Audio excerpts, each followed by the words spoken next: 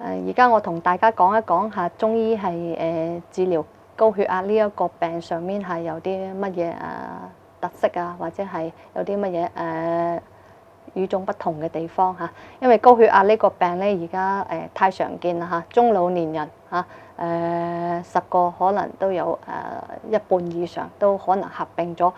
高血壓呢個問題嘅。咁既往嘅話咧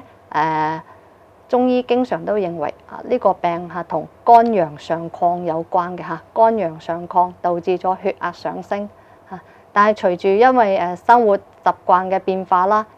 人嘅體質嘅一個變化啦嚇，發現咗臨床好多病人其實佢已經唔係肝陽上亢，而係一個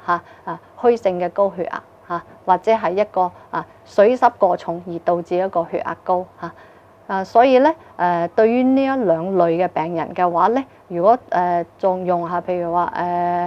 平肝啊、息風啊呢一類嘅方法嘅話咧，就未必可以取到一個好好嘅療效嘅啦。咁但係反而通過一個補氣利水通絡咁呢個方法咧，咁可能就可以取到一個意想不到嘅效果。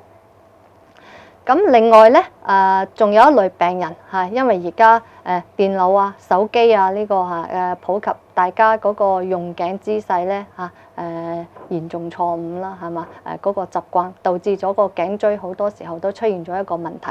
咁亦都出現咗一類以頸椎嘅問題而導致嘅一個頸源性嘅高血壓咁呢一類患者嘅話咧，咁應該着重處理嗰個頸椎嘅問題嘅。咁通過處理咗頸椎嘅問題咧，有可能佢嘅血壓亦都可以降翻正常嘅。所以主要係要為咗講明乜嘢問題咧，就係高血壓並唔係話一定發現咗就需要終身服藥嘅。咁喺太高嘅時候，你唔放心食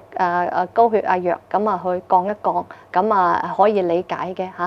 但係並唔係話一定我食咗之後就一世就搣唔甩只要你標本兼治、對症治療，揾到個病根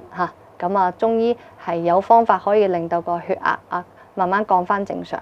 咁亦都可以通過逐步減藥